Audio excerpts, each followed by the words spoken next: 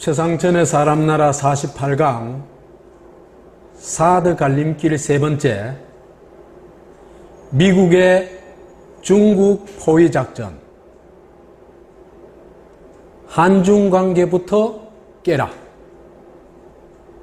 미국이 중국을 포위하기 위해서는 반드시 이루어내야 되는 게 뭐냐면은 한중 관계, 한중 우호 관계를 깨야 됩니다. 이걸 깨지 않으면은 중국을 포위할 수가 없습니다. 그래서 사드 배치의 목적이 사실은 군사적인 게 주목적이 아니고 한중 관계를 깨는 게 주목적이다 하는 게 이 강의의 핵심 내용입니다.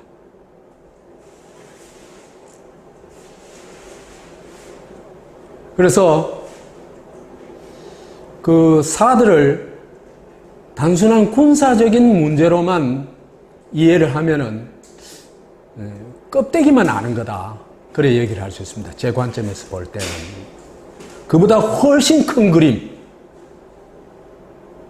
미국 패권을 지키기 위해서는 어떻게든지 중국을 제압을 해야 되고, 그걸 중국을 제압하기 위해서는 우선 동아시아에서부터 중국의 어떤 확장을 막아야 되고, 그 중국을 확장을 만드는 한반도가 미국 기지로 유지되고 한반도가 중국 포위의 전초기지가 되는 게 핵심이다. 그렇기 때문에 한국과 중국의 관계를 우호적 관계에서 적대적 관계로 바꿔놔라. 이것이 사드의 목적이다. 오늘 강의 내용이 그렇게 요약될 수 있겠습니다.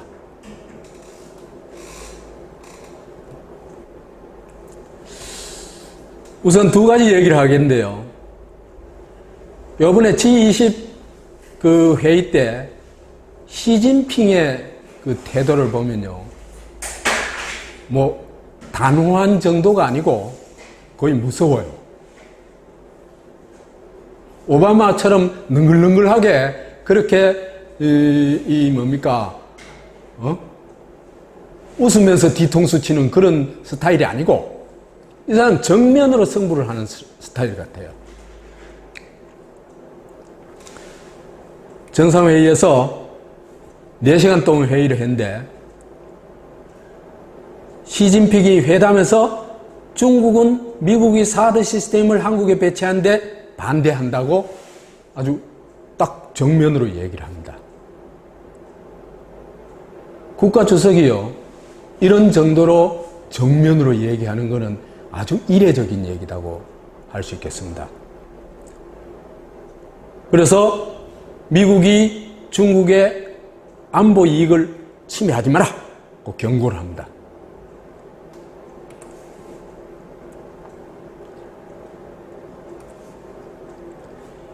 이 시진핑이 오바마에게 한 걸 보면요, 이렇게 사드 한국 배치를 반대한다는 얘기만 한 게 아니고 직접 딱 시위를 했어요.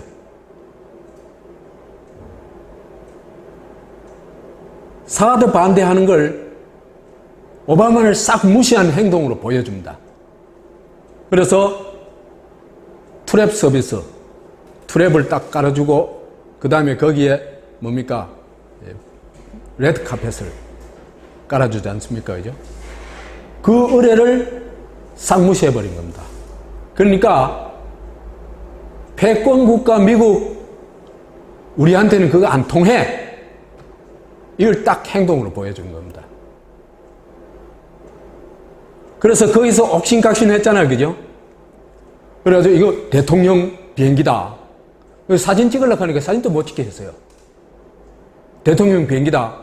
우리 취재해야 되겠다. 그러니까 여기는 중국 땅이다. 우리가 요구한 대로 행동해. 이렇게 하는 겁니다. 이게 중국의 말로 우리가 과거에 알고 있던 그 중화주의라는 거거든요. 이 중화주의를 지금 중국이 발동한 겁니다. 웬만해서는요, 중국이 이런 중화주의를 발동을 안 합니다. 그러니까 미국 너희들이 우리한테 덤벼 한번 맞짱 뜰까? 이런 정도로 나온 겁니다, 지금.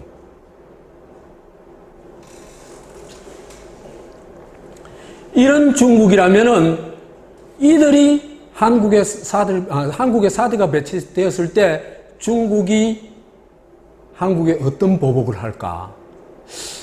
저는 상상이 안 돼요.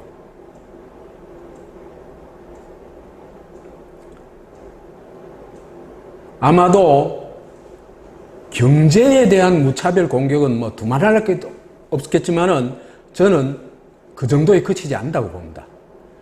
그 중국의 신문들이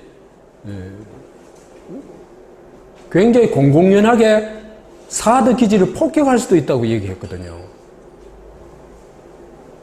그만큼 영토, 정치, 군사 영역에까지 무차별적인 어떤 압박을 하지 않을까 하는 생각을 합니다. 그러다면요, 맨 먼저 서해에 저는 난장파의 날이라고 봅니다. 미국하고 좀 달라요, 또, 중국은. 한다면 하는 스타일이거든요.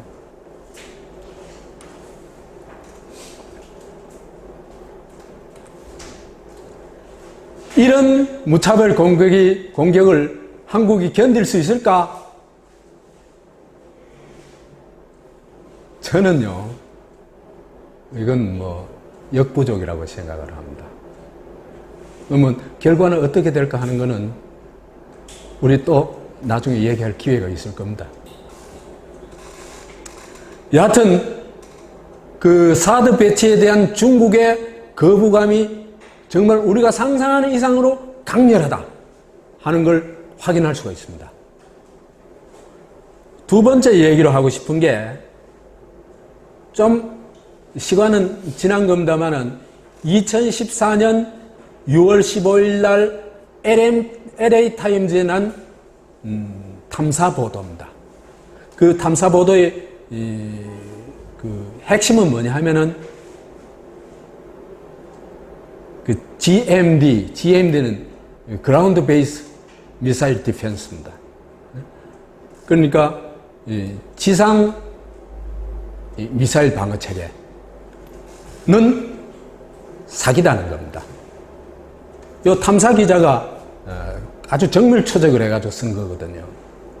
이걸 주고 상당히 장문의 기사입니다. 장문의 기사인데 읽어보니까요, 제목이 이렇게 되어 있습니다. 400억 달러가 든 미사일 방어 시스템이 믿을 수 없는 것으로 드러났다 는 얘기거든요.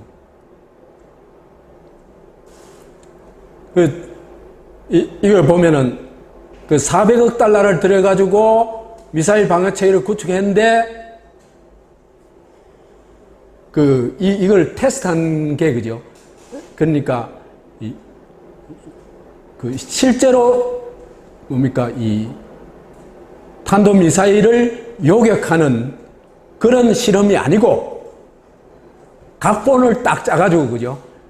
예를 들면은 풍선을 대기권에 띄워가지고 그걸 사드 미사일로 맞추는. 예? 그러니까 이거는 뭐 실험이라고 할 수도 없죠. 그걸 각본 실험을 했는데 이 각본 실험마저도 거의 다 실패합니다. 그러니까 사드는 거의 무용지물이라고 얘기할 수 있습니다. 그게 지금 LA 타임즈에 나온 겁니다. 그래서 2억 달러를 들여가지고 이제 이게 반덴버그라는 데가 이게 샌프란시스코 옆에 있는 모양이에요. 여기가 이제 이런 실험하는 장소인 모양입니다. 여기에서 실험을 했는데 아까 얘기한 각본 실험 그조차도 실패하고, 그 다음 11달 후에 했는데도 또 실패하고, 그 다음에 2013년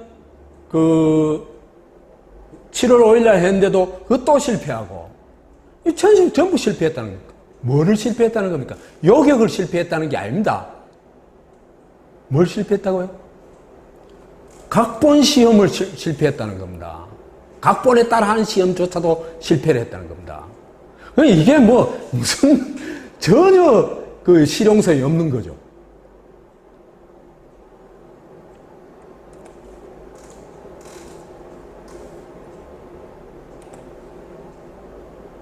그래서 99년 이후에 각본 시험을 해본 게 대부분 실패했다.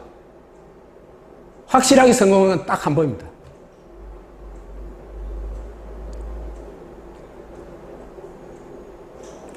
그래서 이게 원래 있잖아요, 그죠? 예. 밑에 요 정리를 해놔놨으니까 요 기사를 정리한 겁니다. MD가 원래 사기라는 겁니다. 이 내용은 그런 얘기가 없습니다만, 우선 여기서 북한하고 이란의 공격을 막는 걸 막기 위해서 MD 시스템을 구축한다 그래요. 이건 누가 이 말을 믿겠어요? 아니, 이게 언제부터 1999년부터 이 MD 체계가 본격화되는데, 그때 북한은 그죠? 핵무기도 없었고 미사일도 뭐 아주 미미하고 그랬어요. 그런데 그때부터 이미 이 북한을 겨냥해가지고 이래 얘기를 하거든요. 그래서 이 북한과 이라크를 악마로 설정을 하고, 그런데 진짜 표적은 뭐냐 하면은 나중에 얘기하겠습니다만 중국이에요. 이거부터 사기를 치고 있는 겁니다. 그 다음에 MD의 기술적 측면도 이거는 정말 말도 안 되는 사기다는 겁니다. 이게 과학자들이 뭐라고 그러냐 하면, 이게 날아오는 총알을 다른 총알로 맞추는 거하고 똑같은 게 MD 시스템이라는 겁니다. 그 총알을 총알로 맞춘다니 그 서부국에서나 나온 얘기지, 이게 가능한 얘기입니까?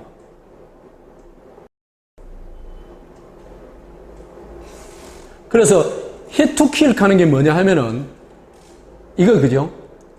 미사일이 날아오잖아, 그죠? 이 미사일이 날아오면 이쪽에서 가가지고 미사일 근처 가서 폭발하는 게 아니고 요 미사일 대가리를 딱 맞춘다는 겁니다. 그래가지고 적 미사일을 폭파시킨다는 거거든요. 이게요, 어떠냐 하면은 정면에서 날아오는 기라야, 그래야 딱 맞춰가지고 폭파시킬 수가 있어요. 세상에 도대체 사드를 향해서 딱 쏘지 않은 한은 어떻게 사드 정면으로 가도록 쏠 수 있겠어요? 미사일이. 이건 말도 안 되는 얘기입니다. 그래서 이런 기술을 개발한다고 지금 천문학적인 돈을 400억 달러를 낭비했다는 겁니다. 44조 원인데 우리 돈으로. 이거 누가 먹겠어요? 네? 뻔하죠, 뭐. 우리나라하고 비슷한 겁니다. 그런데 이 성과는 전무하다는 겁니다. 그래서 각본 시험조차 확실한 성공은 8번 중에 딱 한 번이다. 거의 풍선 맞춰놓고 성공이라고 자축하고 이런 꼬라지입니다. 난 미국이 좀 대단한 나라인 줄 알았거든요. 이거 보고 내 진짜 충격을 먹었습니다. 그래도 뭐 실력은 있다고 생각했거든요. 그 다음에, 사기를 쳐도 좀 거창한 사기는 치지, 이런 사기는 안 친다고 생각했거든요. 근데 보니까 사기 치는 게 한국보다 더 심해요.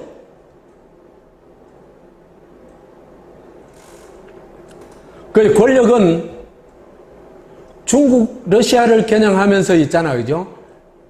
마치 북한, 이라크의 공격을 방어한 것이냐 사기를 치고, 권력은. 그래서 미사일 방어책이라고 그러죠. 그 다음에 군부하고 관료들은 이 기술이 지금 상당한 어떤 그 성과를 거뒀다. 그 허풍을 떨고 요 기사에 다 나와 있습니다. 허풍을 떤다고. 그 다음에 업체는 돈벌이하고 지금 이렇게 하고 있는 겁니다.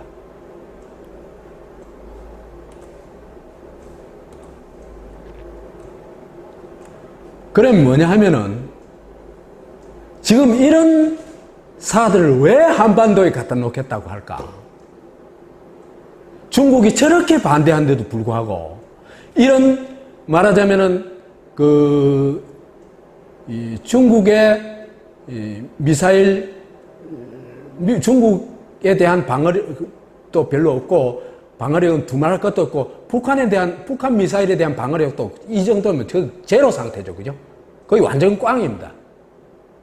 이런 걸 왜 한반도에 딱 갖다 놓으려고 저렇게 안달을 할까? 그걸 알아내야 됩니다. 왜 미국이 사우스 코리아를 딱 낙점을 했느냐? 이게 원래 사드 포대라는 게요, 미국 영토에만 있습니다. 텍사스에 5포대가 있고, 괌에 1개 포대가 있습니다. 나머지는 그 이스라엘이나, 그 다음에 카타르나, 그 다음에 터키나 일본에 있는 이것들은요, 사드 포대가 아닙니다. 포대가 아니고 엑스밴드 레이더입니다. 레이더만 가 있는 겁니다.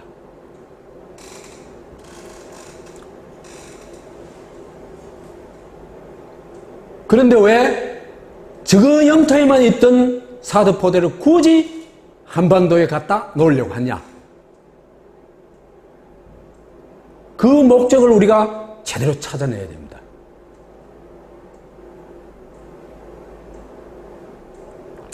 미 국방부 부장관 워크란 사람이 이 배터리 포대죠, 그죠? 포대는 전략 자산이다. 그래서 이거 움직이는 거는, 이거 이동하고 하는 거는 아주 중요한 국가 수준의 결정사항이다. 이렇게 얘기를 합니다. 그냥 이건 뭡니까? 사드 포대를 배치하는 건 미국의 국가 차원의 전략이다. 이 얘기입니다. 무기 하나 갖다 놓는 게 아닙니다. 지금 사드 배치한다는 게. 이게 어마어마한 일이다. 이걸 우선 이해해야 됩니다.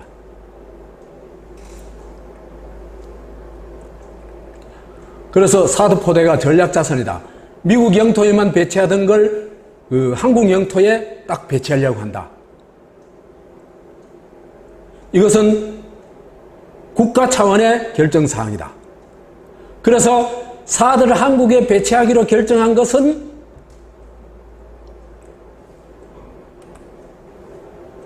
미국의 중대한 국가적 전략이다. 이렇게 보면 됩니다. 그러면 미국의 국가적 전략이 남한을 보호하는 거겠어요?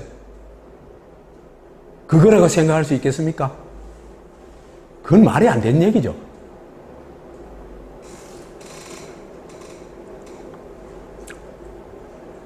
근데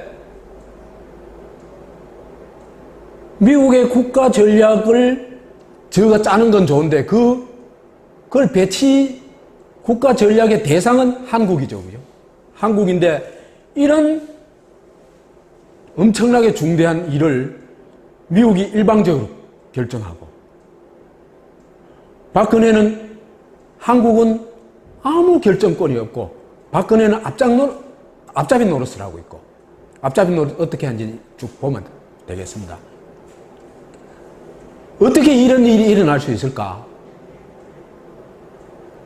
그게 바로 우리가 46강에서 얘기하던 한미 상호 방위 조약 때문입니다. 그러니까 한미 상호 방위 조약에서 미국이 가지고 있는 게 뭡니까? 한국의 영토, 영해, 영공에 미국이 자기들의 무기를 자기들 마음대로 배치할 수 있는 권리입니다. 그래서 이걸 제가 신체 포기 각서라고 얘기를 했죠.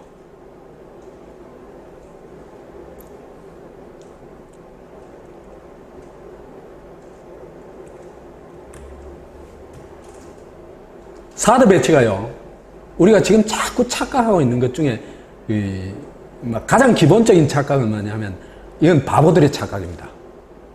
뭐 조금 사드에 대해서 조금만 아는 사람은 이런 착각은 안 합니다. 한국인의 그래도 한 30%는 아직도 이런 수준의 착각을 하고 있습니다.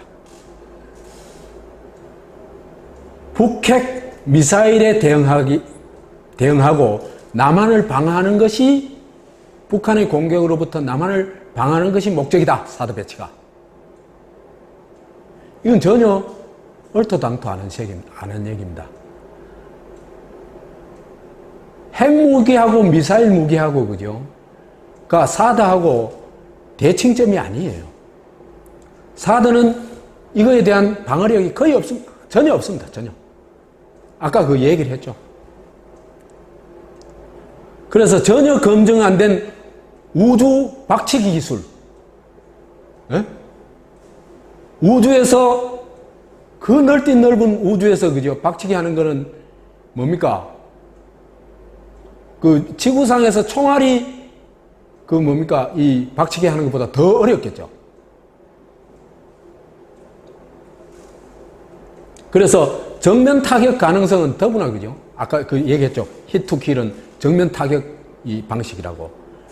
이 기술은요, 제가 판단컨대는 1억 분의 1 확률도 안 돼요. 전혀 방어 능력이 안 된다는 겁니다. 미국의 전문가들도 이렇게 얘기를 해요. 1억 분의 1 이런 소리는 안 하지만 전혀 방어 능력이 안 된다고. 그러다 보니까 이게 엉터리 무기다 보니까 실제 미사일 요격 시험은 하지도 못해요. 하면 어떻게 되겠습니까? 뽀록 나겠죠, 그죠? 뽀록 나니까 그나마 해본 게 각본 시험인데, 이게 김종대의 말에 의하면 대기권에서 풍선을 달아놔놓고 그 요격하는 거랍니다. 이것조차도 대부분 실패했어요. 그 다음 설사, 그죠? 설사 핵미사일을 중간에서 딱 1억 분의 1 확률로 딱 맞췄다 칩시다. 그러면 핵이 그 지상에서 터지면은 피해가 있고 공중에서 터지면 피해가 없는 건가요? 전혀 아니죠. 그 다음에 북한의 미사일이 최소 1층기인데 사드 포대, 한 개 포대가 가지고 있는 미사일이 48발입니다. 1000발 중에 48발, 진짜 48발 다 명중시켰다. 그 가능성도 완전히 빵이지만은 다 명중시켰을 때, 그러면 1000발을 쐈을 때 48발을 명중시키면 몇 발을 맞아야 됩니까? 952발을 맞아야 됩니다. 1000발 맞으나 952발 맞으나.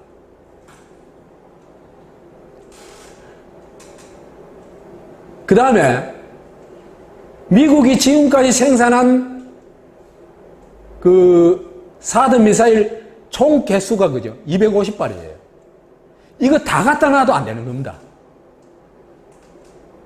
그러니까 사드가 핵과 미사일 방어용이라는 거는, 이거는 말도 안 되는 얘기입니다. 그 다음에 더구나 그 북한은 이미 이 기만탄이라는 게 있대요. 응? 가짜 탄두가 날아간대요. 그거 보고 한 발 헛발 쏴버리면은 뭐. 그 다음에 분열탄이라는 게 있대요. 이게 하나가 쫙 그 쐈는데 이게 몇 개로 분열해가지고 포격을 하는 거예요. 그러면 한 발 쏴가지고 다 헛땅 돼버린 거예요. 설사 명중률이 좀 있다. 그 다음 잠수함 발사는요, 사드 뒤에서 쏴본대. 예? 저 남해에 와서 쏴볼 수도 있는데 무슨 수로 막힙니까? 그러니까 사드는 북한 방어용이다. 그건 말도 안 되는 얘기입니다. 아무 근거가 없는 얘기입니다.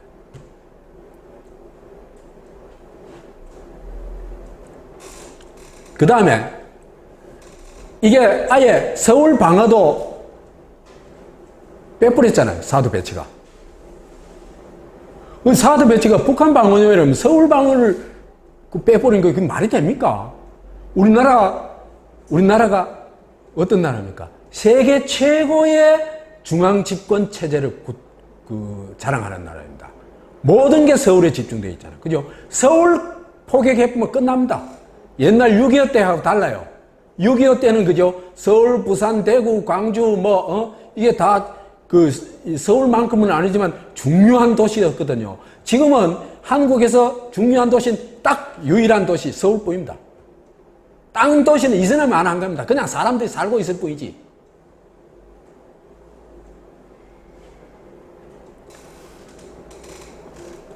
이게 말이 안 되는 얘기잖아요. 그죠?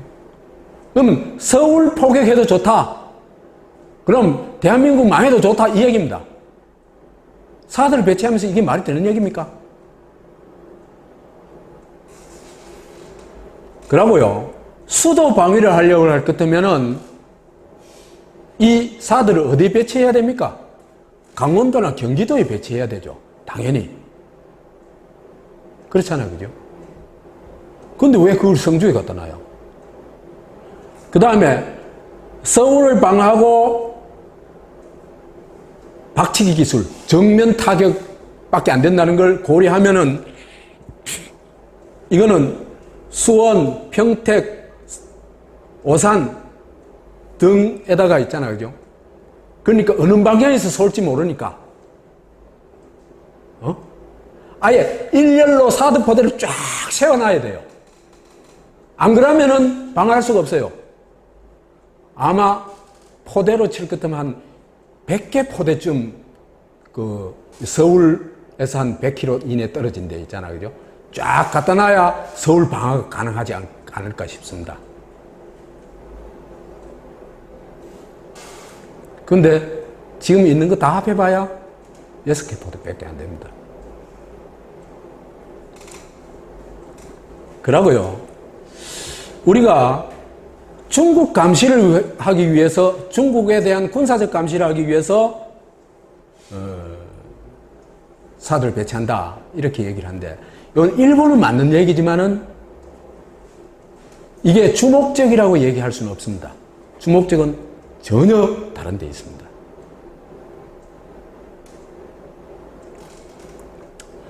중국 군사 동향 감시에는 엑스밴드 레이더를 배치하는 것으로 충분하죠. 그렇죠? 사드 배치할 필요 없습니다. 사드 미사일 아까 얘기했다시피 그런 수준이기 때문에 이거 배치한다고 중국이 떨거나 그렇지 않습니다.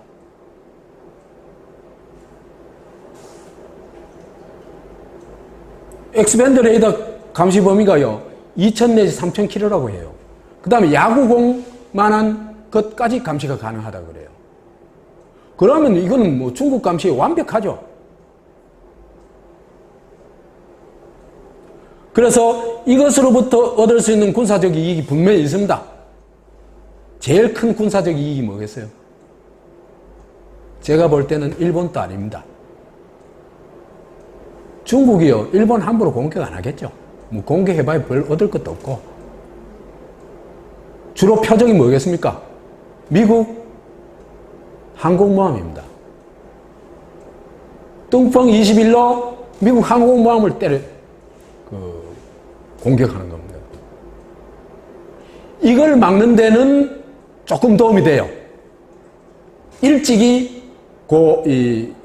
뚱펑 21D 미사일이 뜨는 걸 좀 더 일찍 알아낼 수가 있으니까.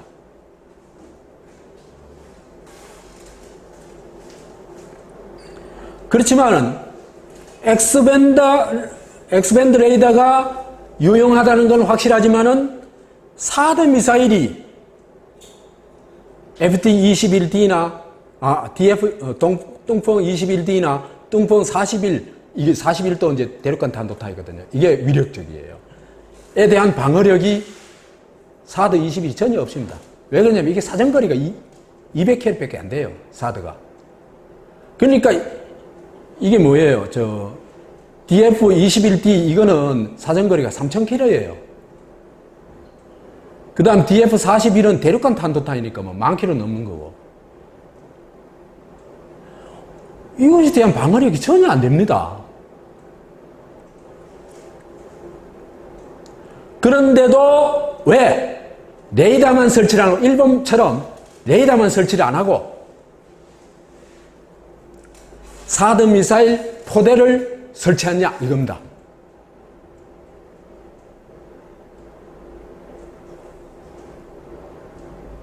포대를 설치한다고 미국이 실질적으로 더 덕볼 게 있습니까? 없습니다.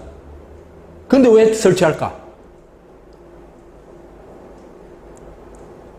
이게 바로 미국의 국가 전략이라는 겁니다.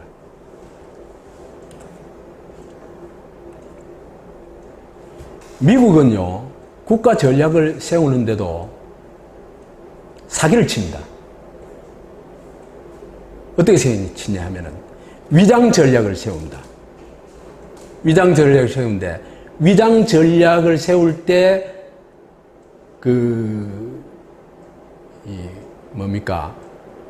국제적 표적이 될 수 있는 나라를 또 미국이 그렇게 낙인을 찍어도 별 저항이 없을 나라를 딱 찍습니다. 주로 힘없는 나라겠죠. 그 나라를 악의 축으로 지정을 합니다. 악마로 지정을 합니다. 그리고는 그 악마들의 공격을 방어하기 위해서 뭘 한다. 이런 전략을 세웁니다. 이게 위장 전략입니다. 말하자면. 그래서 조선과 이란 이런 나라들을 악의 축, 불량 국가 이렇게 찍었죠. 그래서 MD 체계를 만든다고 하면서 400억 달러를 투입을 했죠.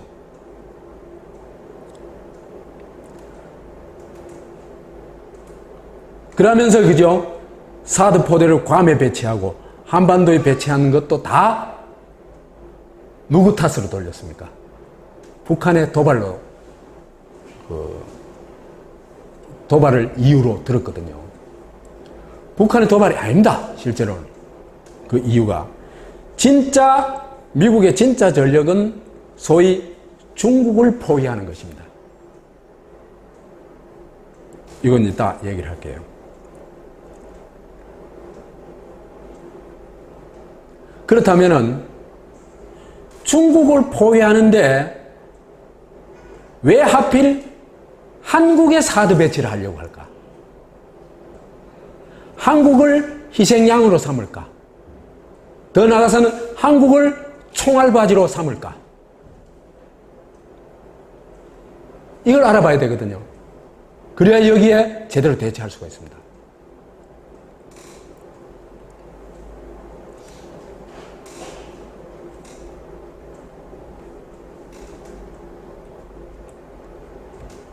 이걸 알자면요, 지난 한 20년 동안의 경제적 변화를 이해할 필요가 있는데 그걸 다 설명하려면 또 너무 길어지니까 아주 단적으로 보여주는 게 무역입니다.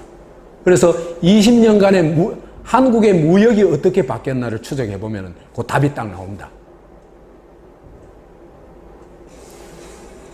이거는 한국은행에 있는 지역별 국제 수지 항목의 여러 가지 이 자료들을 제 나름대로 이제 통계 처리해 가지고 얘기하는 겁니다.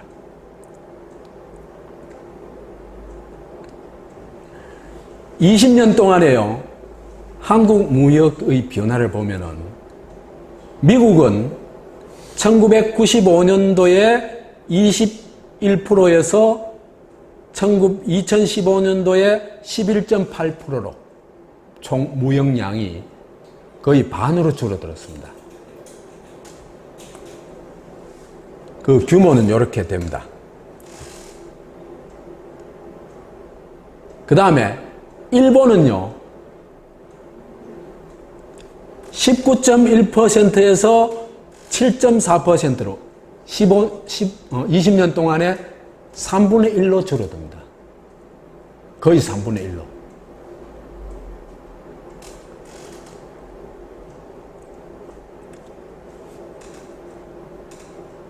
그래서 미국과 일본을 합하면요, 두 나라 무역량이, 한국과의 무역량이 1995년도에 40.1%에서 2015년에 19.2%로 반 이하로 줄어듭니다.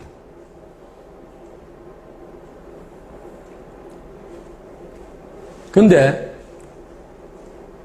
중국을 보면요, 1995년도에 한국과의 무역량이, 한국 무역량의 6.4%였는데 20년 후인 2015년에는 23.6%로 늘어납니다. 거기다가 홍콩도 지금 그 중국이죠. 그런데 홍콩은 따로 계산하거든요. 홍콩까지 합하면은 26.9%입니다.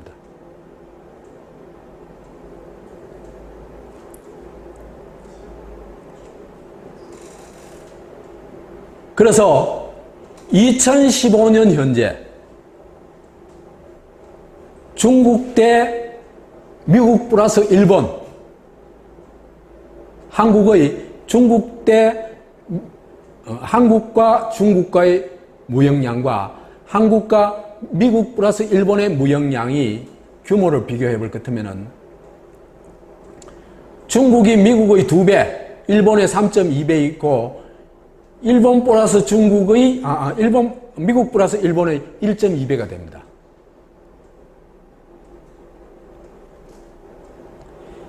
이런 한중 무역을 특징을 살펴보면요, 우선 한중 무역의 규모가 폭발적으로 증가하고 있습니다. 95년도에 6.4%, 2000년도에 9.4%, 2005년도에 18.4%, 2010년도에 21.1%, 2015년도에 23.6% 이렇게 늘어납니다. 계속 증가 추세입니다. 물론 두말할 것도 없이 미국과 일본의 대미, 대일 무역량은 어떻게 되겠습니까? 갈수록 줄어들겠죠. 그 다음 또 하나는요, 한국이 중국과 수교를 한 이후에 그 당해년 1992년 이외에 거의 93년부터 그죠, 작년까지 23년 동안 연속 흑자를 냅니다. 한국의 무역 흑자의 상당 부분은 대중국 무역 흑자입니다. 그래서 중국은 한국에 있어서 최고의 흑자 교육 교육이 되어 있습니다.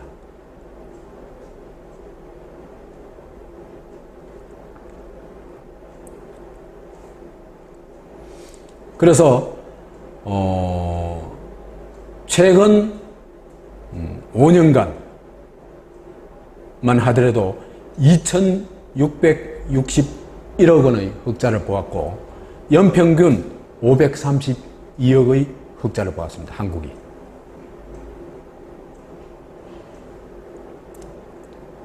그래서 2015년의 무역 수지를 보니까 미국과 일본한테는 두 나라 합해가지고 동맹이라 계산하니까 35.4억 달러 흑자를 봤어요. 한국이. 근데 중국과 홍콩에서는 합해가지고 중국에 468억 달러, 홍콩에 289억 달러 이래가지고 총 중국 플러스 홍콩을 하면은 758억 달러, 83조 원의 흑자를 봅니다.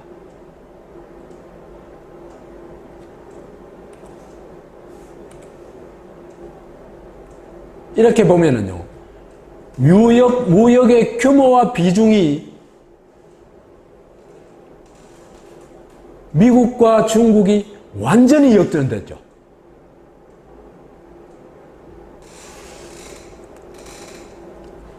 그래서 그 연도별로 볼 것 같으면 1965년도에는 미국과 일본과의 무역이 있잖아요. 한국 무역에서 차지하는 비중이 72%였어요.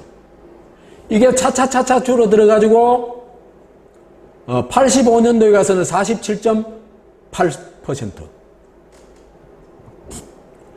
수교 이후에 한중 무역이 폭발적으로 증가하면서 2003년도에 역전이 일어납니다. 2003년도에 중국 수출량이 미국 수출량보다 많아집니다. 그 다음에 2004년도에는 중국의 수출입한 양, 총량이 미국 수출입 총량보다 많아집니다. 그 다음에 2009년도에는 중국과의 교역 규모가 미국, 일본과의 교역 규모 합한 것보다 더 많아집니다. 그래서 무역면에서만 봤을 때도 볼 때 과거에는 한국이 한미일 중심이었죠. 그죠? 미일 중심의 교역을 했는데 지금은 완전히 한중 중심의 교역을 하고 있는 겁니다.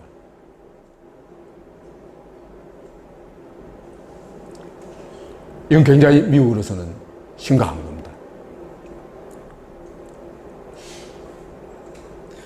이렇게 중국과 아주 긴밀한 경제관계가 되게 되면은 옛날부터 그죠?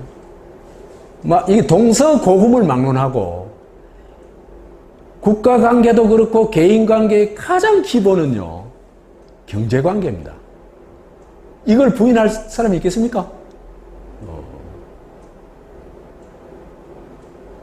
그러면요, 뭐냐 하면은, 이런 경제관계라고 할 것 같으면 불언간 어떻게 되겠습니까?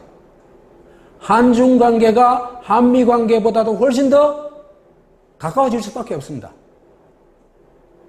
막을 수가 없어요, 이거는.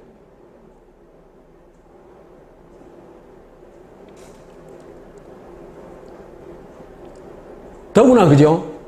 중국은 우리한테는 정말 하나의 축복이거든요. 이 거대 시장이 바로 옆에 있다는 게. 그 다음에 우리하고 기술적 격차가 좀 있잖아요. 그죠? 그러니까 우리가 그 여러 면에서 활용할 수 있는 측면이 굉장히 많죠. 그게 경제적인 측면만, 그 무역 측면만이 아니고 한류가 중국에서 저렇게 그죠? 폭풍을 일으키고 있는 것도 우리로서는 굉장히 큰 축복이라고 할 수 있습니다.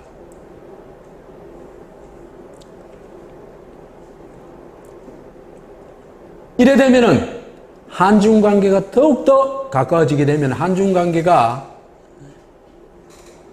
단순한 경제적 교류 우호 관계에서부터 어디로 발전하겠습니까? 정치적 관계로 발전하겠죠. 그건 필연입니다. 아니, 교역을 제일 많이 한 나라하고 정치적으로는 적대적이거나 아주 불편한 관계다. 그게 가능하겠습니까? 그건 불가능합니다. 회사끼리도 그렇죠. 그죠?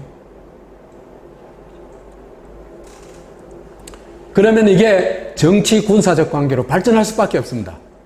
실제로 김대중 대통령 때 그죠? 정치 군사적 관계로까지 상당히 나갔습니다. 그래서 대표적으로 꼽을 수 있는 게 뭐냐면 한중 국방장관 회의를 정례화했습니다. 미국으로서는 엄청난 충격이에요, 이거는. 한반도가 미국의 영향권에서 벗어난다.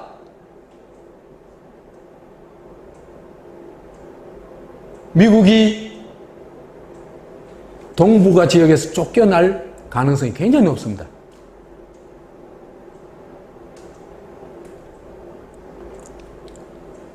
그러다면 한국은 그죠? 중국과 우호 관계가 깊어지면 깊어질수록 정치적 군사적 관계가 강화되면 강화될수록 미국의 예속에서부터 어떻게 하겠어요? 빠져나오려고 하겠죠. 그건 당연하겠죠. 독립과 자주를 지향하는 것은 모든 인간의 기본 속성입니다.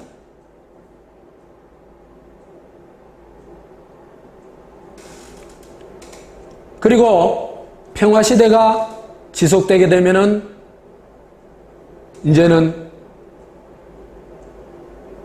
전시작전 통제권 돌려줘. 언제는 우리 미군 기지 안 할래. 이렇게 나올 수 있는 겁니다. 한미 상호 방위조약 더 이상 안 되겠어. 이렇게 나올 수 있는 겁니다.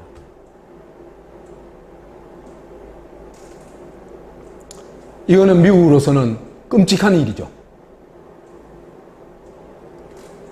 그 다음에 또 하나는요.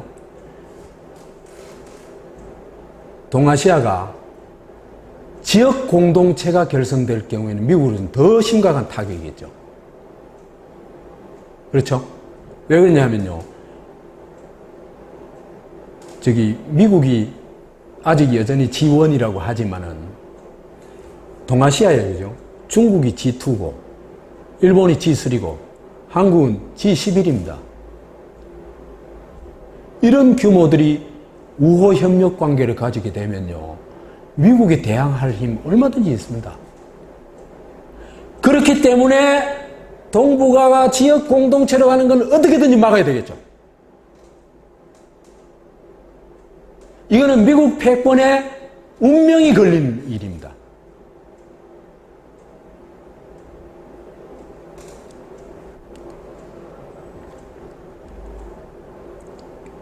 더구나 한국인이 인식이 그죠?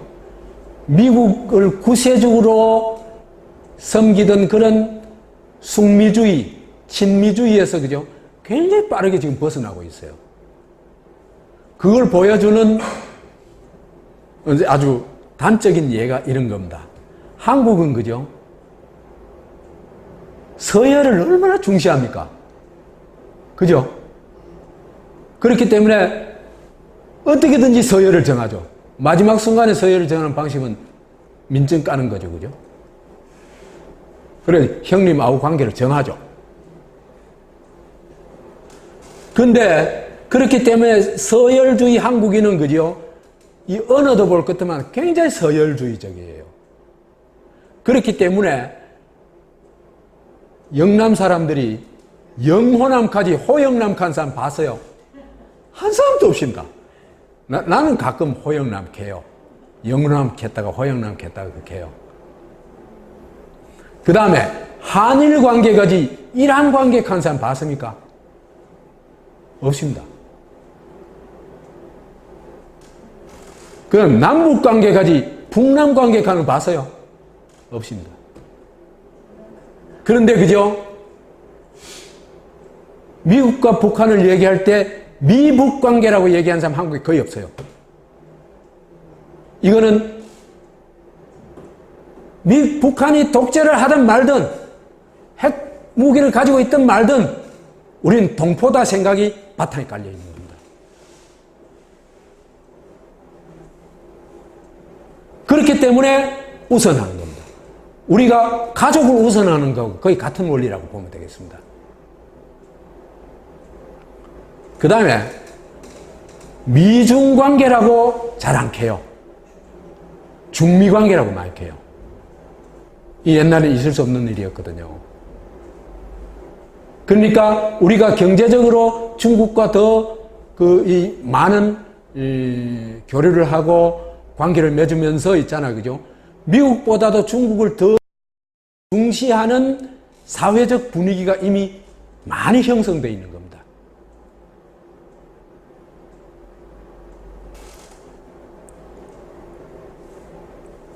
자, 이렇게 되면은 미국으로서는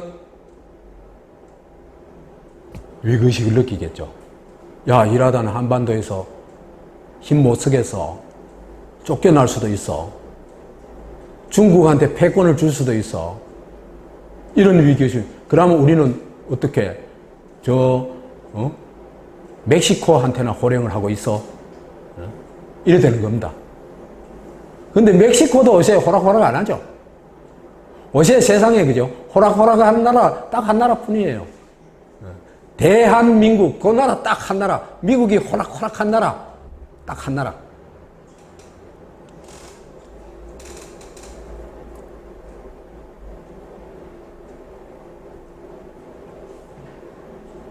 그래서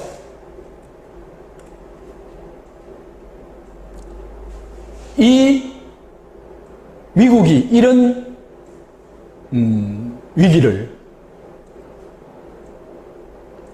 넘어서기 위한 전략을 오바마 정권이 탄생하면서부터 수립을 합니다. 그 수립을 하는 게 뭐냐면 피벗 투 아시아, 아시아로의 회귀라는 전략인데요. 이 아시아로 회귀하는 것의 핵심이 뭐냐 하면은 자칫 잘못하면 아시아가 누구의 패권하에 들어간다? 중국의 패권하에 들어간다. 그렇기 때문에 어떻게든지 중국을 포위해가지고 중국의 힘의 확장을 막아야 된다. 그 작전입니다. 말하자면 중국 포위 작전입니다. 피벗 투 아시아라는 게. 오바마 정권의 외교 전략의 핵심입니다, 이게. 우리 나중에 얘기할 거예요. 이 핵심 전략을 실현하는 가장 중요한 어떤 고비가 뭐냐면 지금과 같은 한중 우호 관계, 한중과의 경제적 밀착 관계, 이걸 깨버려야 됩니다. 이걸 깨지 않으면요, 절대로 중국을 포위할 수가 없습니다. 남중국에서도 포위하려고 하다가 전혀 못했죠. 미국이 완전 실패했죠. 그러니까 결사적으로 한중 관계를 깨기 위한 작전을 세웁니다. 그 작전의 핵심이 뭐냐? 사드 배치입니다.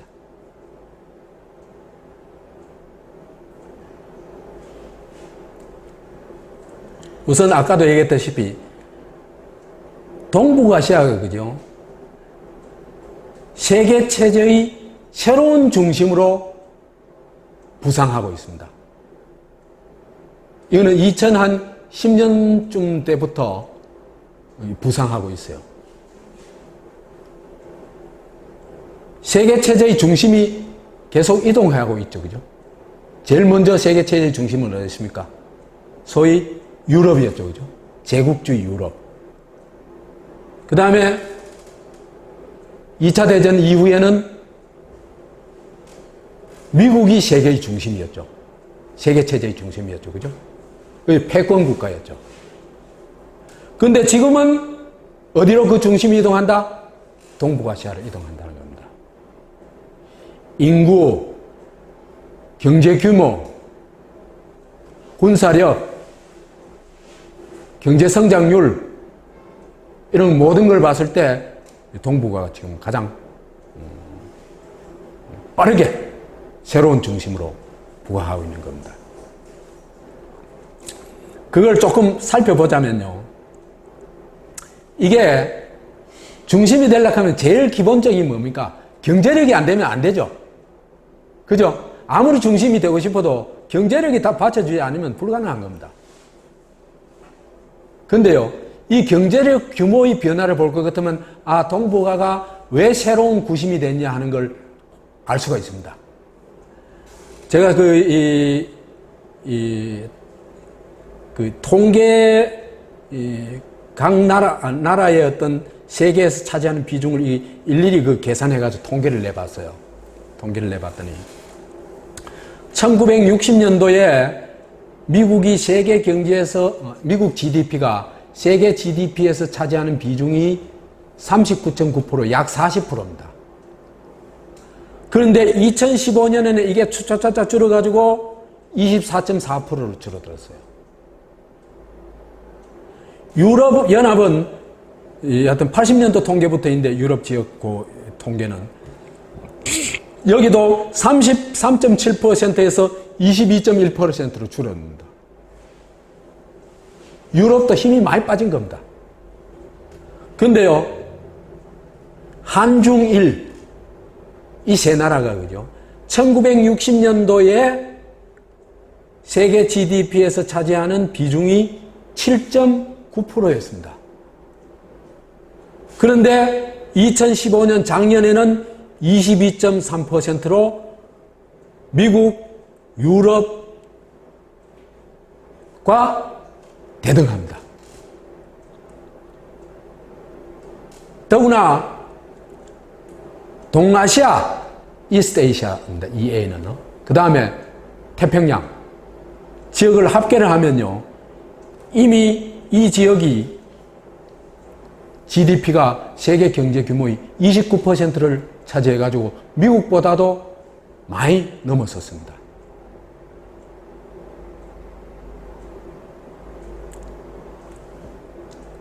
그러니까 사실은 이 통계를 보면은 미국이 패권을 유지할 수가 없죠. 이 통계를 보면, 그죠? 그러면 패권을 포기하고 일정하게 세계 체제를 주도해 나가는 정도로 만족을 해야 되는데, 지금 미국의 이 독점 세력, 1%의 독점 세력이 그 독점을 놓지 않기 위해서는 미국이 계속해서 세계 패권을 유지해야 되는 겁니다.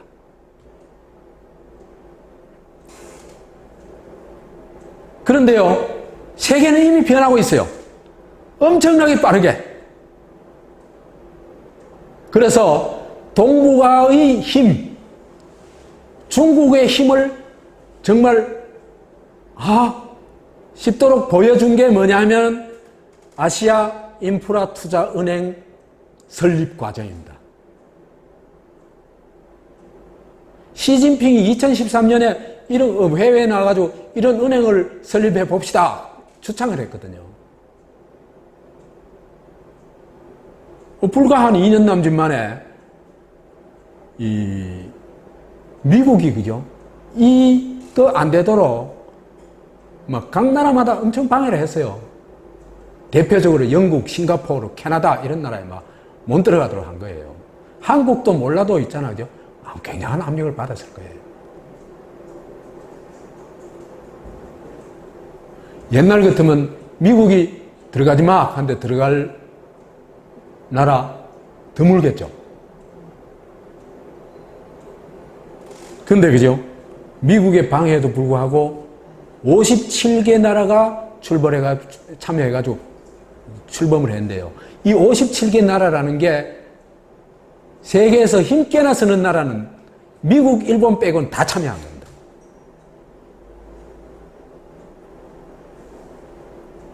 그러니까 요 면에서만 보자면은 미국이 영향력이 미친 나라는 한국은 아니에요. 일본뿐이다는 거예요.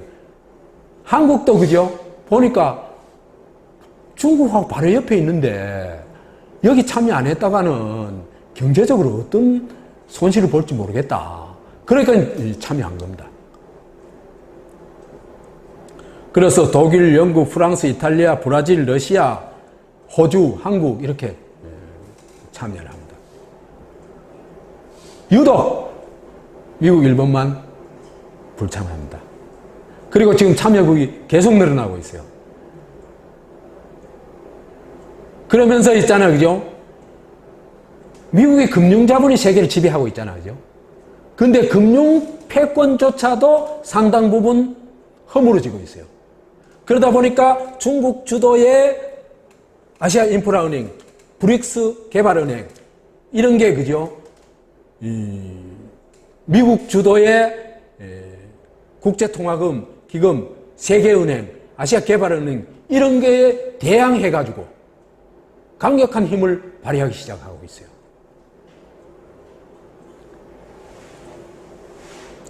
그래서 최근에 난 기사 중에 하나가죠.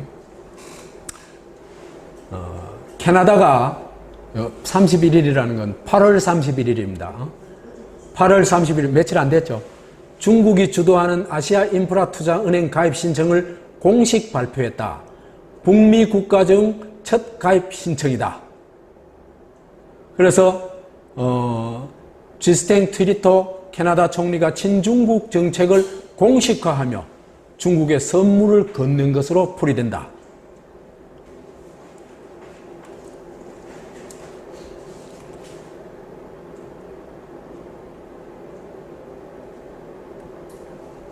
이제 요 마지막 그 단락이 재밌어요. 아시아 인프라 투자은행은 중국이 미국 주도의 아시아 개발은행의 반기를 들고 만든 대항마로 여겨져서 미국의 전통적인 우방인 캐나다는 당초 가입 의사를 밝히지 않았다.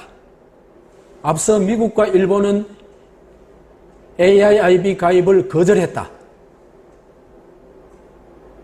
AFP 통신은 캐나다의 AIIB 가입 신청은 우방국인 미국에게 AIIB 가입을 지속적으로 만류해온 미국에 대한 쿠데타다. 이렇게 보도를 했어요. 그러니까 뭡니까? 바로 옆에 있는 캐나다까지도 이제는 미국 말 안 듣는 겁니다. 이 미국이 알아야 돼요. 그런데 아직도 패권 미망에서 벗어나지 못하고 있는 게 미국이라는 겁니다.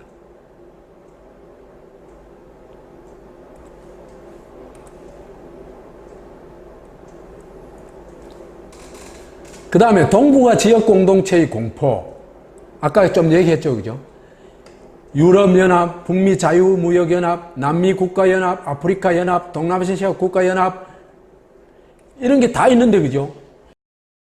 브릭스, 이런 게 다 어떤, 국가연합들이, 지역공동체나 국가연합들이 있는데, 왜 한중일 있잖아. 이 거대 경제가,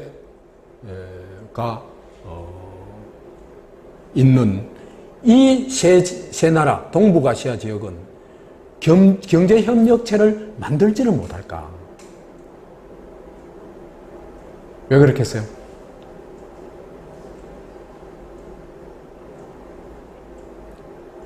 미국이요. 일본하고 중국하고를 계속 싸움 붙이는 겁니다.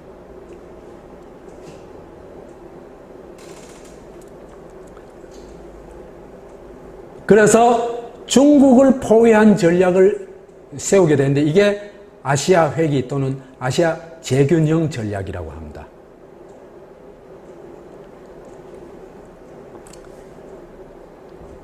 이걸 보면요, 중국이 이제 급속도로 경제적으로, 군사적으로 막 힘이 커져가니까 아시아 태평양에서 힘이, 미국의 힘이 미국에서부터 빠져나가고 있는 거예요. 그러니까 아시아 태평양 지역에서 미국이 패권을 잃어가고 있다, 이 얘기입니다. 이게 미국의 인식입니다, 지금. 미국이 솔직한 인식이 여기 있는 겁니다. 북한이 악의 축이고 가는 건 다 위장 전략이고, 진짜 현실 인식은 여기 있는 겁니다. 그래서 오바마가 2008년도에 취임하면서부터 이제 이 아시아 재균형 전략을 추진하게 되는데,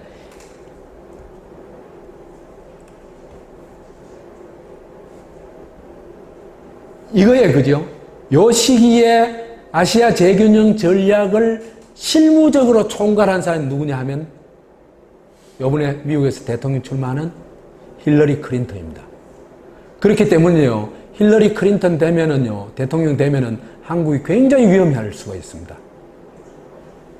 저는 그래서 오히려 저 바보 같은 그 막가파식의 트럼프가 대통령 되는 게 오히려 낫다 하는 생각이 들어요. 트럼프는요, 미국 패권주의를 포기할 가능성도 상당히 있어요. 미국 사람들은 좀 골병 들겠지만은. 그래서 피벗 투 아시아라는 이걸 구호를 만들어낸 사람이 힐러리 클린턴입니다. 아시아로 해결하자. 아시아를 어디로부터 아시아로 해결하자? 유럽 중심, 중동 중심의 외교 정책에서부터 아시아 중심으로 외교 정책으로 바꾸자. 이겁니다, 핵심이. 그래서 이게 얼마나 어마어마한 정책이냐 하면요, 중대한 정책이냐 하면, 이 정책을 그죠, 흔히 오바마 독트린이라 그래요. 그러니까 오바마가 추구하는 가장 기본 정책이 이겁니다.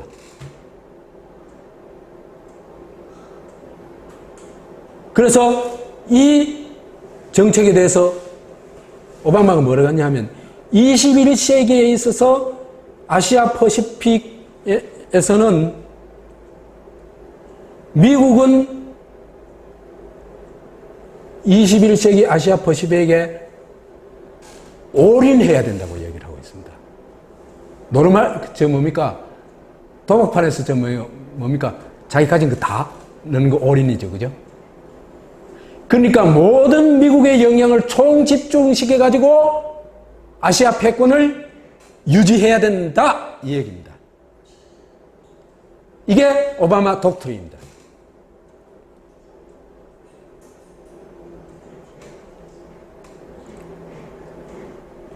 그래서 중국 파워가 급성장하자 미국의 이제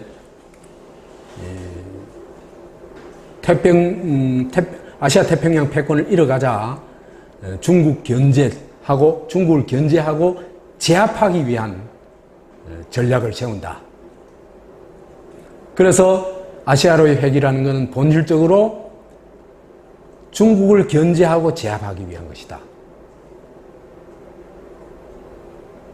그 전략이 흔히 말하는 중국 포위 전략입니다. 그 중국 포위 전략의 가장 기본이 뭐냐 하면은, 딴 데는 미국 말이 안 통해요, 지금 별로. 그러니까 가장 기본이 한미일을 미국 편으로 하고 중국 대결하는 겁니다.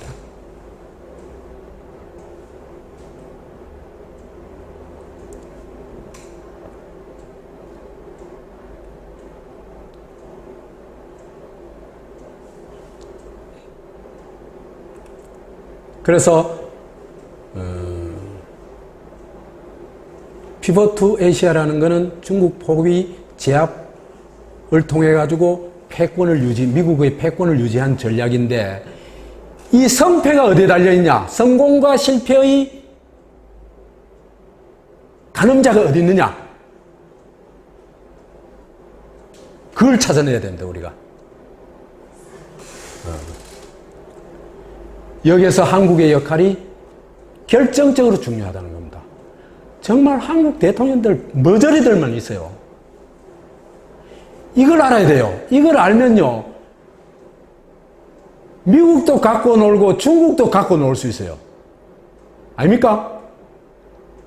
이걸 알아챈 사람이, 알아채고 평화철도 전략으로 나갔던 사람이 김대중입니다. 김대중이 그게 위대하다는 겁니다. 이걸 볼 수 있는 안목과 이걸 실천할 수 있는 능력이 그게 김대중이 세계적인 인물이 된 이유입니다. 그리고 그걸 제대로 계승한 게 노무현이었고, 그걸 말아먹은 게 이명박과 박근혜고,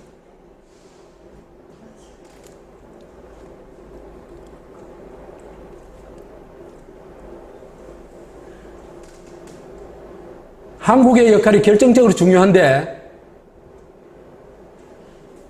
그 한중 우호 관계, 한국과 중국이 지금과 같이 교역을 하고, 이렇게 엄청난 규모의 교역을 하고, 교역을 한다는 건 뭡니까? 평화가 유지된다는 얘기죠. 그렇죠? 전쟁 중에 교역을 해봐야 이런 대규모 교역 하겠습니까? 아니죠. 그래서 한국과 중국이 지금과 같은 무역, 평화, 우호의 파트너로 있는 한은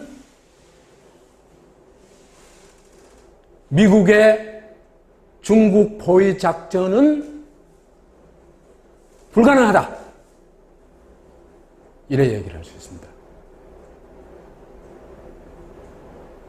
그렇기 때문에 어떻게든지 한국을 본래의 모습, 뭡니까? 미국의 앞잡이, 또 딱 돌려가지고 고정시켜 놔야 되는 겁니다.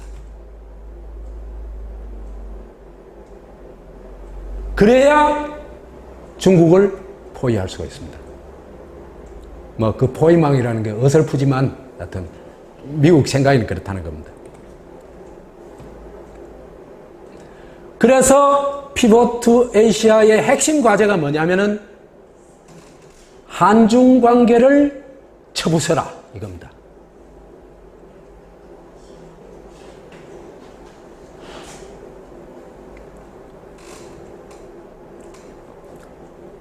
그래서 한반도에 사드를 배치해가지고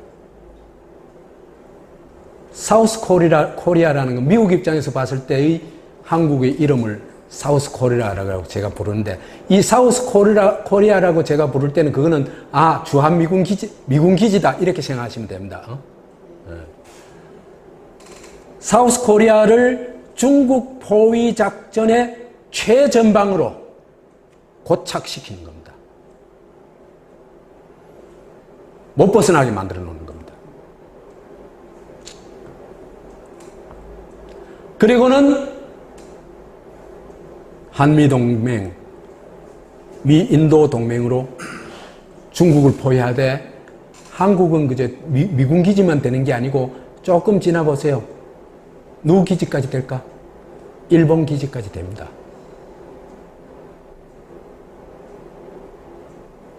그 틀을 지금 쟤들이 계속 닦고 있습니다.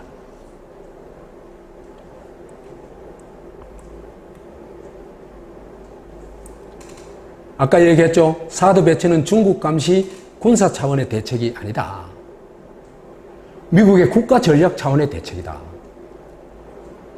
미국의 패권 전략, 국가 전략이다. 그래서 중국 포위 차원에서 전략 자산인, 말하자면 국가 전략 무기라고 할 수 있는 이걸 있잖아요. 그죠? 사드 포대를 한반도에 배치하기로 결정했다. 이런 얘기입니다. 그러려면은 사우스 코리아는요, 미국의 MD 체계에 자동 편입됩니다. 그러면은 한국은 미국의 정보를 알 수 있냐? 하나도 모릅니다. 왜? 정보를 관리하고 사용하는 것은 한국의 권한 하나도 없습니다. 미국이 다 가지고 있습니다. 그러니까 한국은 국가가 아니라 미국의 군사 기지에 불과한 겁니다.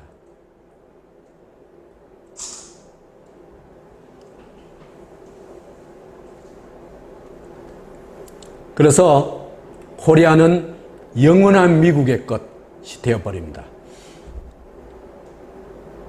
이렇게 중국을 포위해버리면은요, 중국이 추구하는 동아시아 지역협력체계, 지역 공동체 이런 걸 그죠? 원천 봉쇄해버릴 수 있습니다. 왜? 일본하고 한국을 완전히 중국과의 적대 세력으로 만들어가지고 이렇게 싸움 붙여놔야 미국이 이제 중국을 봉쇄하고 아시아에서의 패권을 유지하고 그게 세계 패권을 유지하는 것이다. 왜 그러냐? 동북아시아가 이미 세계의 중심으로 변해버렸기 때문입니다.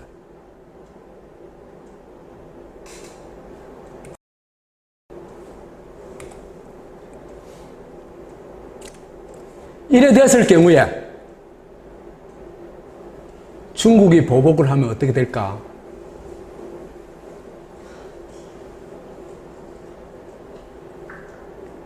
이거는 뭐 치명적입니다. 제가 볼 때는 치명상을 입습니다. 아마 산소호흡기 달아야 안 되겠나 싶습니다. 거긴 산소 대줄 데도 없어요. 미국이 대주겠습니까? 일본이 대주겠습니까? 북한이 우리 동포라고 대주겠습니까? 누가 대줘요? 산소 대줄 데 없습니다. 한국이 당하면은. 북한이 당하면요, 중국이 대줘요. 왜? 저가 살기 위해 가지고.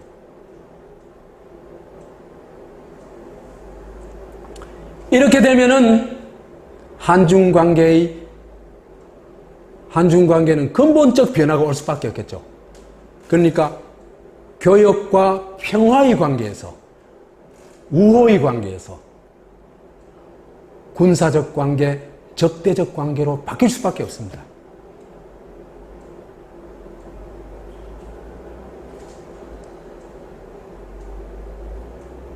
그래서 한국은 미국의 군사보호망에서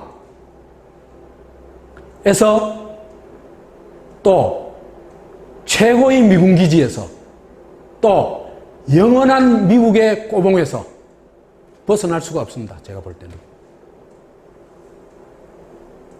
이게 그저 사드는 무시무시한 거라는 걸 알아야 됩니다. 이 덫에 안 걸리면요, 한국은 저는 완전하게 끝난다고 봅니다.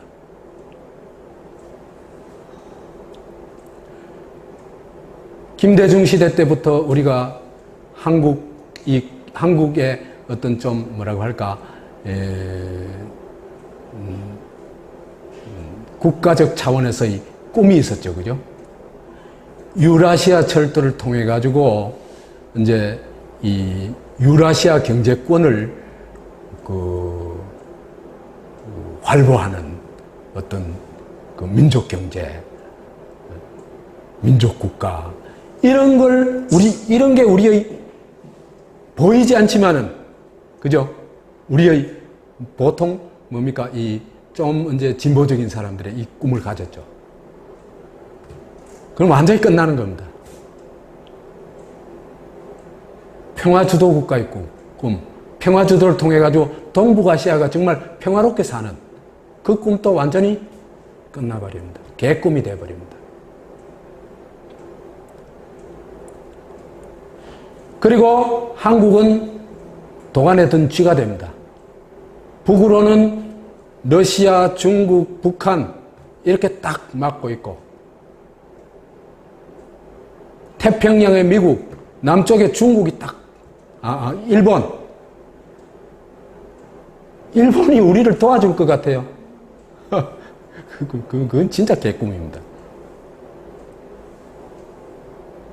완전히 도간에 든 쥐가 됩니다. 다만 남한은 뭐가 되겠어요? 미국과 일본의 군사기지가 되겠죠.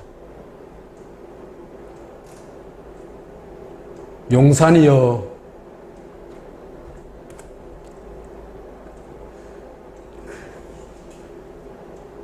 미국의 입장에서는 그죠? 칠푼이 정말 굿, 나이스, 뷰티풀, 원더풀 이렇게 되는 겁니다. 얼마나 좋아요, 칠푼이. 세상에 이런 대통령이 있을 수 있다니.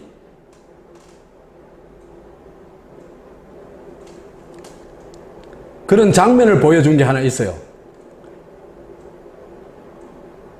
2014년도 이제 미국 방문했을 때 이제 이 기자회견 할 때 그죠?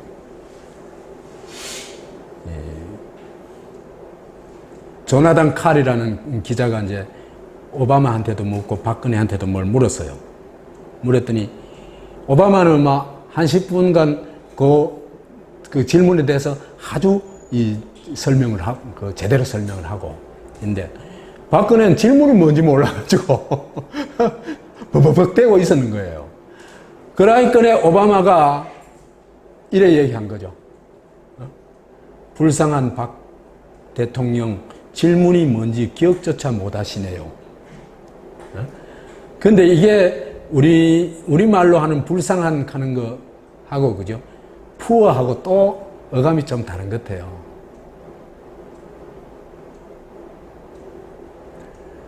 그 푸어 프레지던트 박이라는 게 이게 얼마나 모욕적인 얘기예요.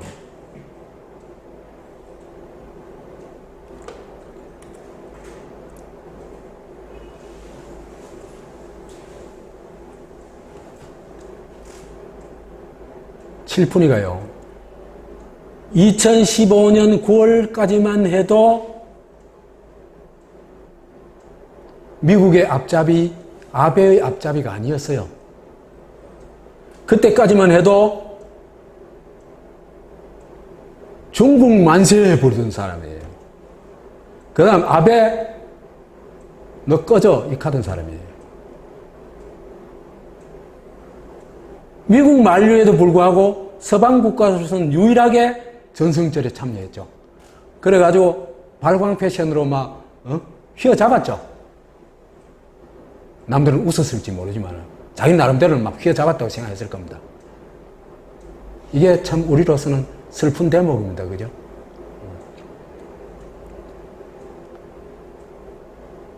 이건요, 이때까지만 해도 오히려 그 미국 앞잡이가 아니라 친중국적인 그런 분위기가 있었어요.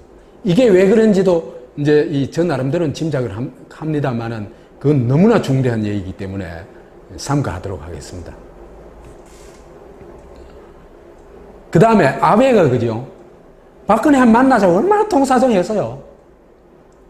기회 있을 때마다 박근혜 만나고 싶다고 하고 세 사람 같이 앉아 있어가지고 아베는 쳐다보면서 미소를 짓고 그래도 박근혜 하고 앉아 있고 딴 점 보고 있고 그랬거든요. 기억나시죠? 그때는 얼마나 참 도도했는데요. 도도맘이 도도거리였는데. 그런데 2015년 12월 말부터 그죠?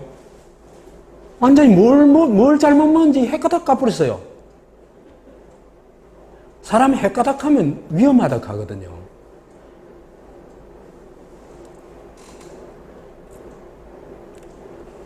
아베를 그렇게 쌍무시하던 사람이 갑자기 10억 원의 위안부들이 가지고 있는 대일 청구권을 박탈해버렸어요.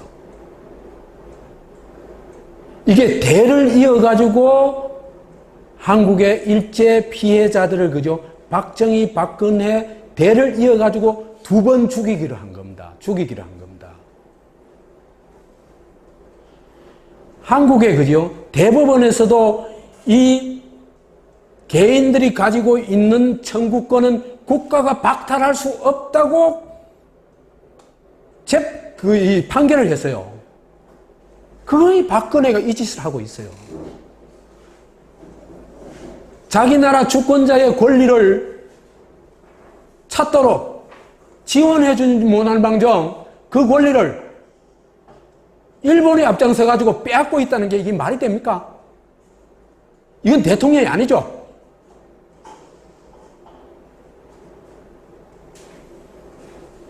대통령이 아니라 첩자보다도 더 못하다고 할 수 있습니다. 일본의 첩자도 이렇게는 못해요.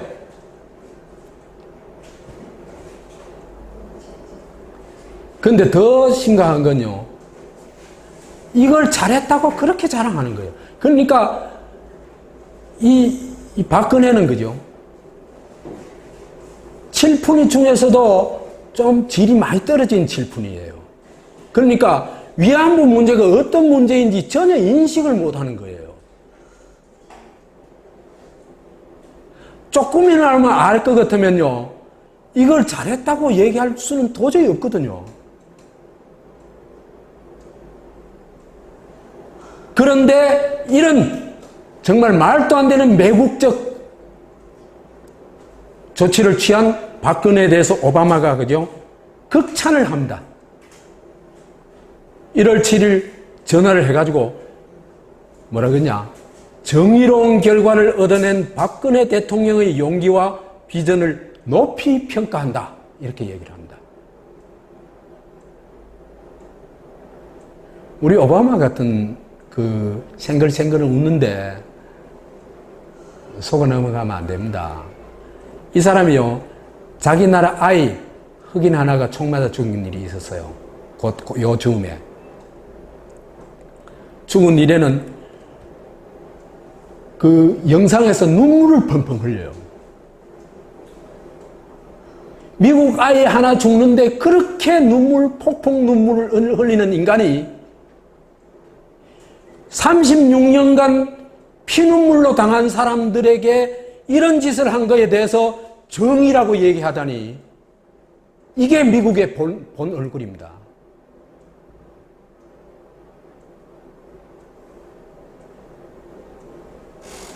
저한테 이익이 되면은 무슨 짓이든지 다 할 수 있어요.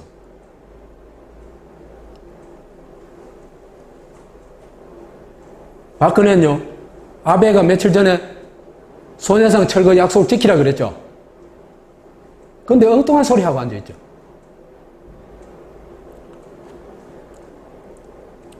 도대체 어제까지만 해도 아베를 사고무시하고 외면하던 사람이 아베의 앞잡이가 돼가지고 10억 엔을 받아가지고 우리가 그 기금으로 해결하겠다고 나선 여자입니다. 그게 도대체 이해가 갑니까? 그러니까 박근혜의 무지와 오바마의 교시가, 오바마가 시킨 게 딱 맞아떨어진 겁니다. 그렇지 않고는 이 문제를 이해할 도리가 없습니다.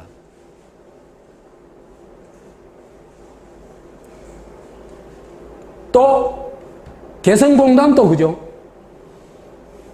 최소한 더 통일부하고는 논의를 해야 될 거 아닙니까? 어느 날 갑자기 지 혼자 또 결정을 해가지고 폐쇄를 해버렸어요. 그 피해자들이 얼마나 피눈물을 흘린대요.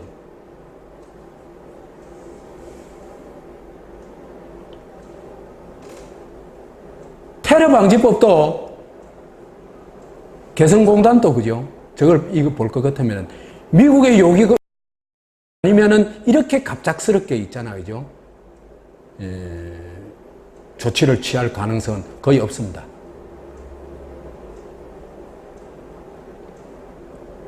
그 다음 테러방지법 만들잖아, 그죠? 이것도 제가 볼 때는 미국의 어떤 뒤에서의 조정이 있었지 않았냐 하는 생각이 듭니다. 왜 그러냐 하면요, 사드 배치하고 이 일련의 과정 이후에 한국민의 저항을 그죠, 어떻게든지 주저앉혀야 되는데, 그런 걸 위해서는 이런 법이 필요해요. 옛날에 국가보안법 가지고 했는데 국가보안법이 이제 썩어 빠져가지고 그게 힘을 발휘하기 어렵거든요. 그러니까 국가보안법보다 더 강렬한 이런 법을 만들어 둘 필요가 있어요.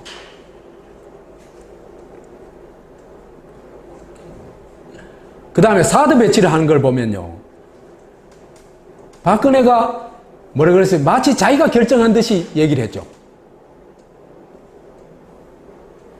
이게 우리가 몇 번 얘기했지만 한미 상호 방위 조약에서는 미국이 무력 배치권을 가지고 있기 때문에 미국이 결정하는 겁니다. 그리고 그 무기는 미국의 무기고 그걸 운용하는 것도 미국이고 한국은 아무 권리 없습니다. 그런데 왜 자기가 그걸 한 것처럼 꼬박 노릇을 넘어서 가지고 이 오바마의 침략 행위를 뒤집어쓰기까지 할까? 이완용의 역할을 자임하고 나섰을까? 모르니까. 그게 이완용의 짓인지도 몰라요. 참 슬프죠.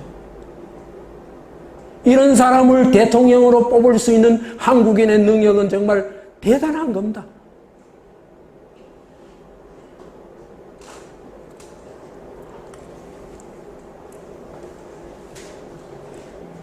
왜 갑자기 이래 됐냐? 박근혜가 왜 갑자기 이렇게 싹 바뀌었냐? 우선 미국에 볼 때 정권이 바뀌면은 한국의 분위기를 보니까요. 지금은 이제 정권이 바뀔 것 같거든요. 야당이 이길 것 같거든요. 그러니까 정권 바뀌고 나면 사드 배치가 불가능하다고 본 거예요. 물론 무력 배치권을 가지고 있지만요. 미국이 제일 겁내는 게 뭡니까? 반미운동 아닙니까? 미국이 제일 겁내는 게 반미운동이거든요. 그러니까 박근혜처럼 지가 뒤집어 쓰고 자기가 결정한 것이라고 해야 그죠? 반미운동이 안 일어나요. 그러니까 반정부 운동이 일어나더라도 그죠? 내 말 이해가죠? 그러니까 성주에서도 반미운동은 안 일어나잖아요. 미국 놈들 고래머리가 좋은 겁니다. 그렇기 때문에 한국의 정권한테 적어도 양해를 얻어야 돼요. 근데 이거 보니까 정권 교체될 것 같거든요. 그럼 다음 정권에 사드 배치 불가능하다. 딱 판단한 겁니다. 그래서 박근혜 있을 때 끝내. 이렇게 된 거라고 봅니다.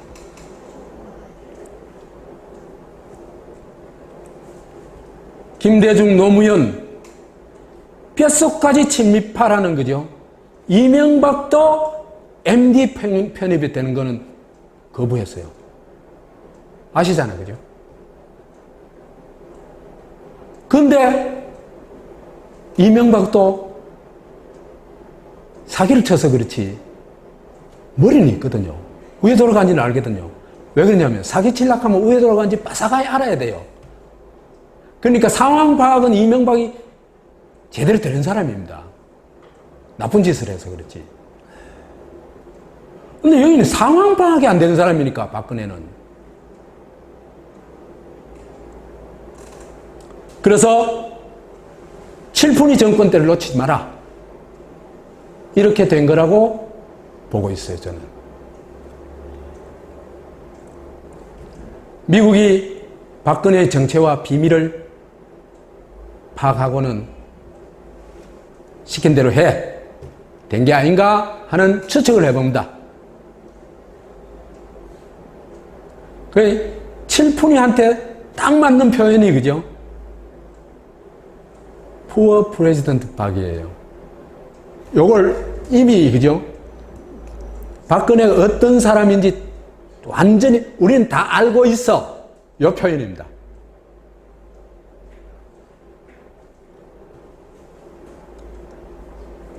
너 인지불능이지. 이렇게 얘기하는 거예요. 이 말이. 너 인지불능 맞지? 이렇게 얘기하는 거예요.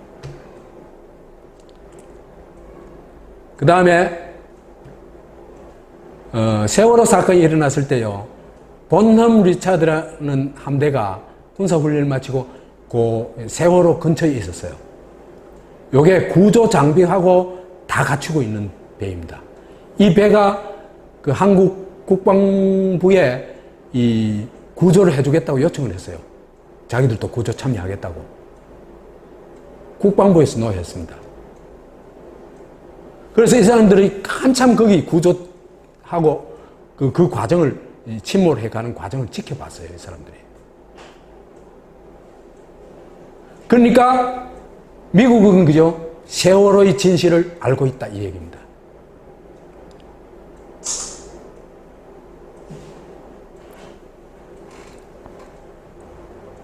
그래서 오바마가 칠푼이를 활용해서 중국 포위 작전을 실행하게 되는 겁니다. 첫 번째 단계로 아까 얘기했던 위안부 문제를 10억 엔에 해결해가지고 미일 동맹하고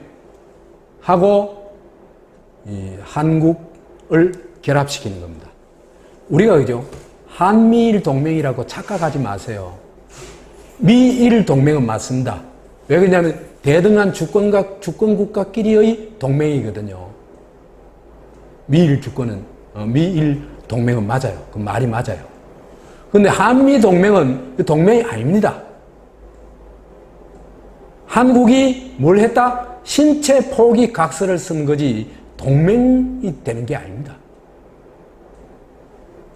한국이 정말 착각하지 말라는 게 한미동맹 근데 그 전혀 맞지 않는 얘기입니다.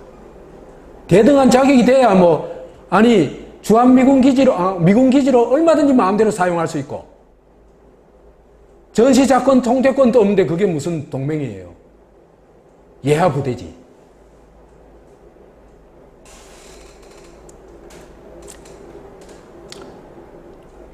(2단계는) 개성공단 폐쇄해가지고 남북관계를 완전히 단절시켜버리는 겁니다.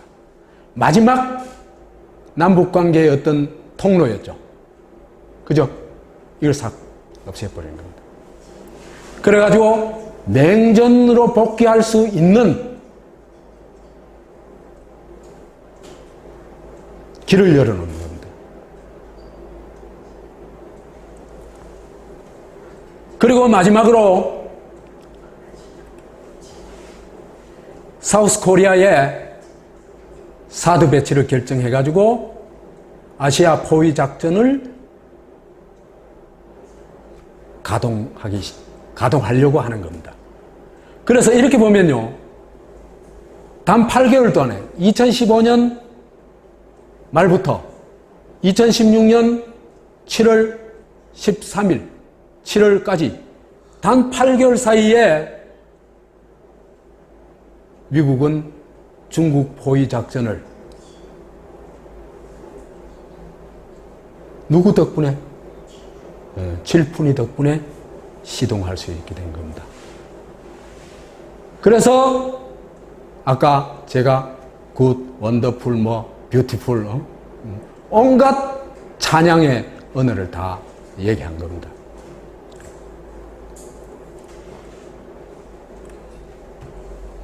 근데 왜 하필 성주에다가 사드 포대를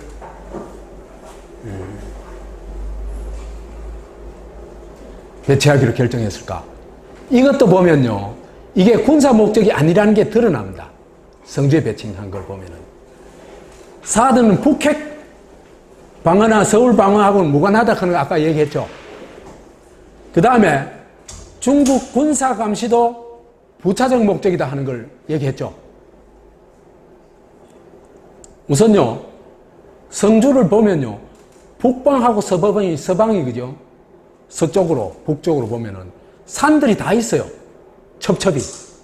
그렇기 때문에, 그죠? 이게, 엑스밴드 레이더를 가동하기에는 적절하지 않은 장소예요. 그러니까 외국에 엑스밴드 레이더를 갖다 놓는 거 볼 것 같으면은 바다 아니면 사막이죠. 그게 인간의 피해를 주지 않기 위해서기도 하지만은 앞에 장애물이 있으면은 이게 효과가 완전히 반감하기 때문입니다.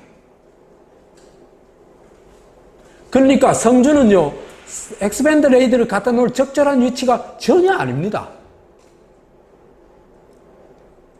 그리고 또 이 5도 상공으로 빔을 쏜다 그러거든요. 그러면은 500km 거리일 것 같으면 저게 50km 상공에 올라가야 저걸 미사일을 포착할 수가 있어요. 그러니까 별 큰 효과가 없다는 얘기입니다. 이렇게 본다면은 중국 감시에는 서해안, 인천이라든지 군산이 이 적격입니다. 또 지금 말대로 조선을 감시하는 게 목적이라면 강원도 아니면 경기도가 돼야 되겠죠.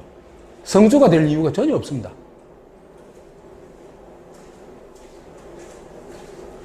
그런데 왜 성주에 배치했느냐?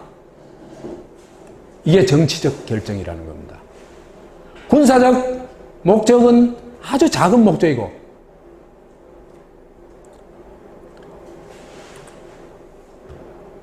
TK 지역에 갖다 놨잖아요. 그죠? 거론된 지역이, 뭐, 딴 지역도 조금 거론됐습니다면 그건 맛배기고, 실제로 거론된 지역은 전부 경상도, 칠곡, 성주, 포항, 그 다음에 영양, 전부 경북 지역입니다. 경북이 4대 배치에 적합한 지역이다. 그 근거는 아무것도 없습니다. 국방부도 얘기했잖아요. 그죠?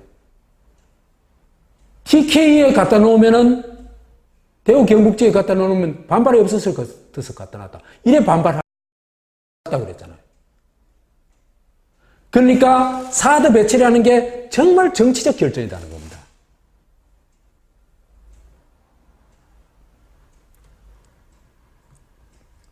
그런데 이게 청와대와 국방부가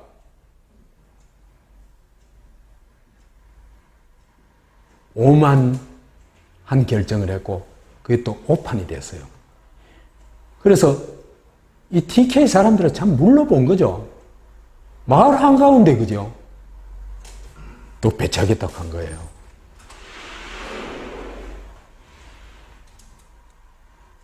이래 되니까 성주 사람들이 뿔이 난 겁니다. 그래서 이게 어떤 면에서는요, 박근혜가 굉장히 중요한 기여를 한 겁니다. TK가 눈을 뜨도록 해준 겁니다. 그래서 저는 효녀칠풍이다. 신봉산 눈 뜨게 했다. TK 눈 뜨게 해줬다. 그렇게 보고 있습니다. 그런데 미국이 이 4대 배치를 정말 제대로 강행할 수 있겠느냐? 쉽지 않은 면이 세 가지 있어요. 첫째로 TK가 성주, 김천, 미국의 중국 포위 작전을 막고 나선 겁니다. TK가 그죠? 가장 보수적이고 가장 친미적이고 그 다음에 박근혜 무조건 지지 지역이고 그런 곳에서 지금 이런 운동이 일어나고 있는 것은 굉장히 심각한 사태입니다. 이거는 미국뿐만 아니라 한국의 그 매국 독재 세력한테도 굉장히 심각한 위험 신호입니다. TK가 일어선다는 거는. 그 다음에 또 하나는 시진핑이 저런 정도의 반대를 하고 오바마를 저렇게 완전히 쌍무시할 정도로 그 행동을 취한다면은 이게 미국으로서도 그죠? 강행하기가 쉬운 게 아니거든요. 그러니까 자꾸 어떤 얘기냐면 북한 핵무기에 대해서 좀, 중국이 협조를 하면 핵 폐기에 협조를 하면은 보류할 수 있다. 이런 얘기가 자꾸 나오는 거거든요. 그래서 적어도 굉장히 부담된다는 얘기예요. 그 다음에 이런 식으로 가면요. 제가 볼 때는 한국의 혁명적 리더가 대통령이 당선될 가능성이 상당히 높아요. 제가 볼 때는 한국의 혁명적 리더로 꼽을 수 있는 사람은 뭐 이재명 정도라고 할 수 있는데 저는 딴 사람들은요. 지금 대통령 후보 나선 사람들 그 몽땅 다 청와대에 들어가서 해도 한국 문제 해결 못 한다고 봅니다. 제 눈에 볼 때는. 능력이 안 됩니다. 그 사람들 다. 문재인 또 안철수도 반기문 또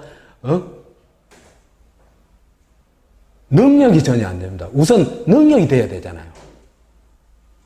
아니, 못 됐고 사람 좋고 그건 둘째 치고 의지가 있고 없고 둘째 치고 능력이 있어야 되거든요. 이런 한국 사회에 정말 풀지 않으면 한국 사회가 한국 사회가 제대로 좋은 나라로 갈 수 없는 그런 문제를 혁명적으로 해결할 수 있는 인물은 제가 볼 때는 이재명 뿐입니다.